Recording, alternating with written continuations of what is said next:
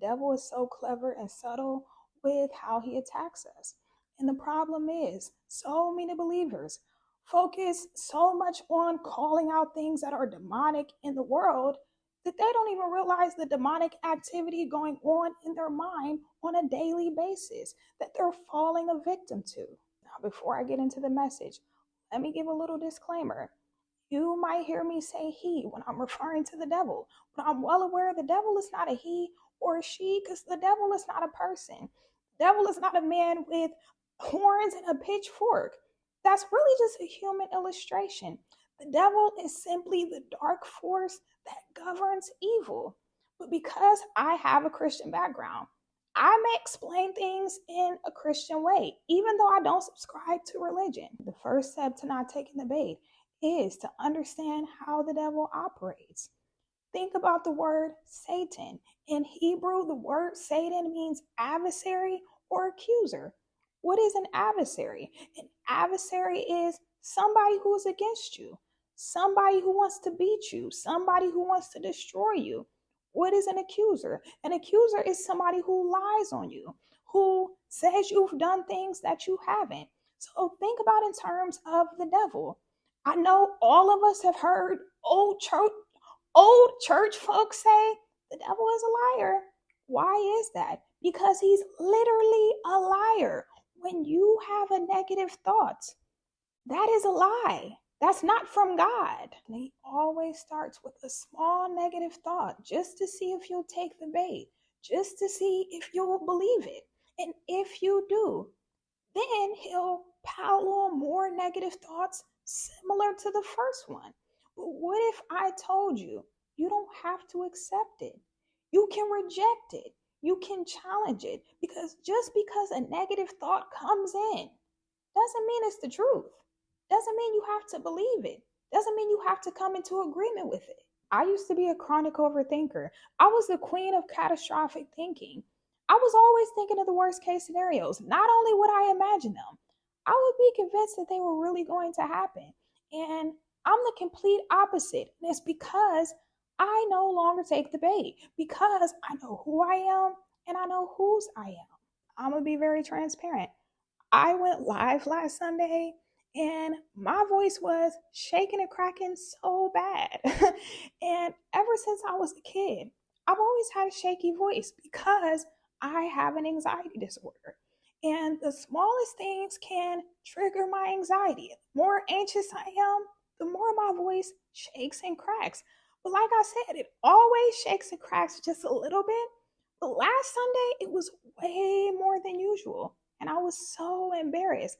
But I just had to push through. And I didn't realize it at the time. But the reason why I was so anxious was because I was about to start my period.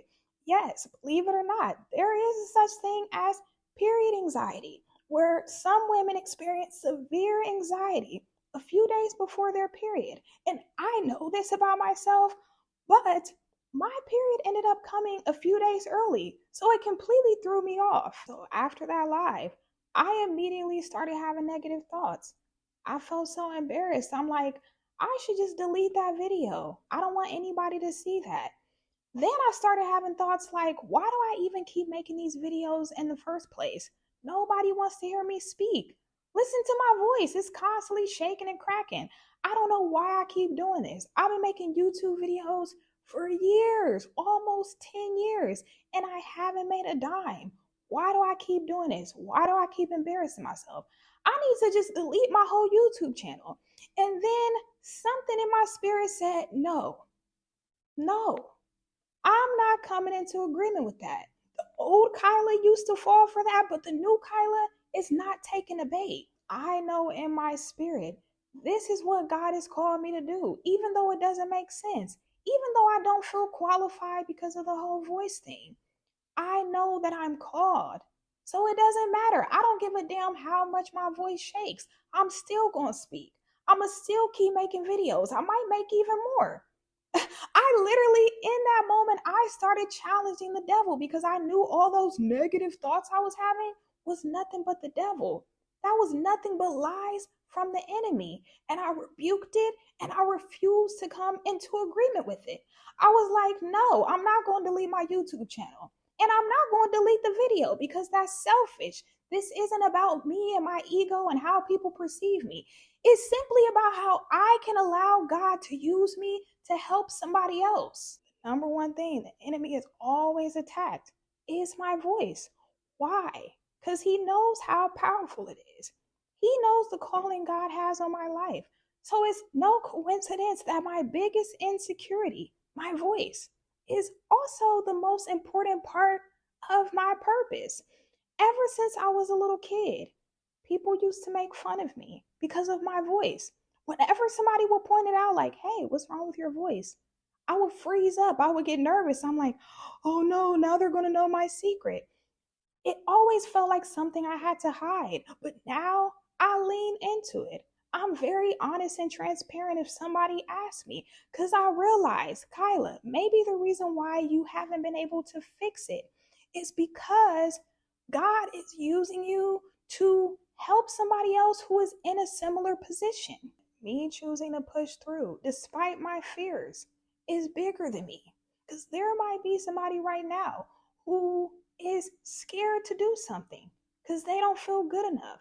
They don't feel qualified, but they have this burning desire to do it. And then they come across me and they hear my story, they hear my testimony, and it gives them encouragement. That's why you have to be careful. Even if something looks negative, assume that it's working out for your good and for the good of others. Because having a glass half full mentality is having faith. And that is one of the number one things God requires of us. The number one method the enemy uses to control us is fear. And after that is the 7 deadly sins: lust, greed, gluttony, sloth, wrath, envy, pride. These are all the different baits he uses to try to reel us in. So you always have to be mindful and observant of what's going on in here. Let's say you secretly start feeling envious towards your friend because they're living their best life. They're in their promised land. And you're in the complete opposite. You're in the wilderness. You're suffering. You're struggling. Instead of feeding into that feeling of envy, stop and say, no, I'm not coming into agreement with this. I love my friend. I'm happy for my friend. I'm happy that my friend is happy. I don't want to see my friend suffering or struggling. What God has for me is for me. My friend's blessings don't stop mine. God has different timing for each of us. When you get to a point where you're able to change the narrative into something positive, that is how you keep from becoming putty in the devil's hands. Now, let me be clear. There is a difference between the devil actually attacking you versus your intuition and discernment kicking in. A negative thought is not the same as a negative feeling. Yes, negative thoughts can produce negative feelings, but if you have a negative feeling without thinking, it's just something you feel in your spirit.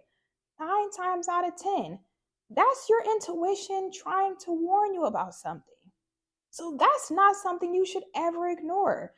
And this might be tricky for some people because they might be like, well, how do I know if it's just me overthinking or if it's my intuition?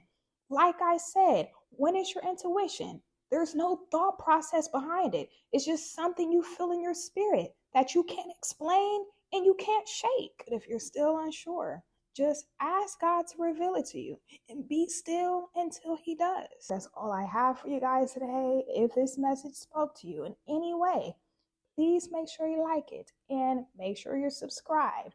And I will be going live next Sunday. I'll be back on live.